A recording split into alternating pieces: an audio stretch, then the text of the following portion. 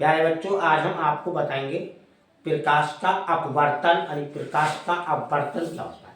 तो प्रकाश जब एक माध्यम से दूसरे माध्यम में विचलित होने की घटना को प्रकाश का अपवर्तन कहते हैं। प्रकाश की चाल सभी माध्यमों में अलग अलग होती है। जैसे अब हम लोगों की चाल सभी माध्यमों में अलग अलग होती है। हम लोग अब से किसी रोड के यानी सड़क पर भीड़ कम है, भीड़ है ही नहीं, तो हम सवारी स्पीड से चलाएंगे, और भीड़ अधिक है तो सवारी को कम स्पीड में चलाएंगे, और भीड़ अधिक है और स्पीड से चलाएंगे तो कोई घटना हो जाएगी।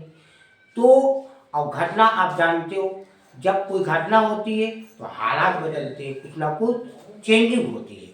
तो इसी तरीके से प्रकाश में, अब प्रकाश विरल माध्यम यानी विरल का मतलब वहाँ भीड़ भक्कड़ नहीं है, वहाँ स्पीड अधिक होती है, और जहाँ सघन माध्यम होता है वहाँ स्पीड कम होती है।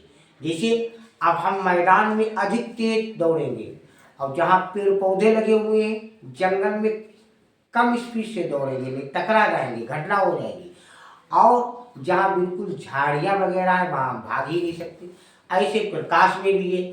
प्रकाश जो है सबसे अधिक स्पीड निर्वात में होती है। निर्वात खाली स्थान को बोलते हैं, और निर्वात से कम जल में होती है, यानी जल उस निर्वात से ज़्यादा सघन होता है, और जल से कम कांच में होती है, क्योंकि कांच जल से सघन होती है। अब प्रकाश एक सीधी रेखा में चलता है। जैसे ये हमारा सघन माध्यम है, और इस सघन माध्यम में हमने बिंदु रख दिए घने घने हैं, और ये हमारा विरल माध्यम है ऊपर। तो यहाँ से सीधी किरण जा रही, यहाँ से किरण सीधी जा रही। अब यहाँ से सघन माध्यम का वायरल चालू हुआ। अब जैसे ही सघन माध्यम का वायरल चालू हुआ, पहले तो खाली रोड था, अब जहाँ भीड़ देखी अब वहाँ स्पीड कम, चेंजिंग आई, यानी हालात बदले। तो क्या हालात बदले? जब यहाँ से, क्योंकि यहाँ पर घटना हुई, और जहाँ पर घटना हुई उसको हमने ए माना, और जो ए है वो आपतन बिंदु, जहाँ पर घटना हुई वो आपतन बिंदु, इसको आपतन बिंदु बोलते हैं। तो जो आने वाली होती है वो आपतित किरण होती है। अब यहाँ से अपवर्तित हुई, यानी ये हमारा N1 और ए और N2 ये अविलंब है, और ओ ए आपतित किरण है। यहाँ घटना हुई आपतन बिंदु पर, आपतन बिंदु पर घटना हुई। अब ये अपवर्तित होकर जो अविलंब है, अविलंब की ओर झुक जाती है। और इसमें क्या है, इसमें सघन माध्यम है। अब सघन माध्यम से जब विरल माध्यम में जाती है तब भी किरण अपवर्तित होती है। किरण को आना चाहिए तो बिल्कुल सीधे, लेकिन इधर सघन से जा रही, जैसे ही माध्यम चेंज हो वैसे ही किरण चेंज होगी। तो इस सघन से जब विरल में पहुंची तो विरल में अविलंब के पास नहीं आएगी, अविलंब से दूर हट जाएगी। अब यहाँ हमको दो बातें और समझ में आई, क्योंकि यहाँ विरल माध्यम से सघन माध्यम में जब किरण पहुंची तो ये अविलंब की ओर आई, और तो अविलंब की ओर आई तो इसका जो अपवर्तन कोण था वो इस आपतन कोण से छोटा, क्योंकि आपतन कोण इसमें बड़ा है इस अपवर्तन कोण से, और यहाँ आपतन कोण छोटा है इस अपवर्तन कोण से, क्योंकि यहाँ अविलंब से दूर जा रही है किरण।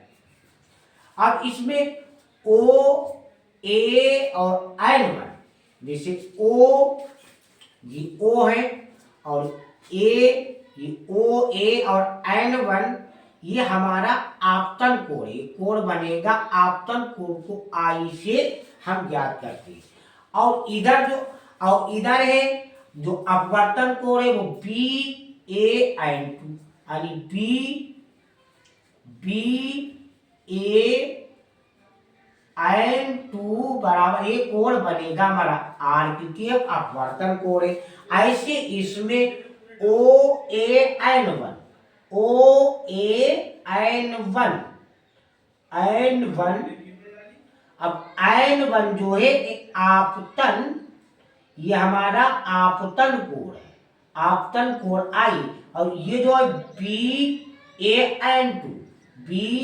BAN2 ये कोण जो है ये है हमारा अपवर्तन कोण।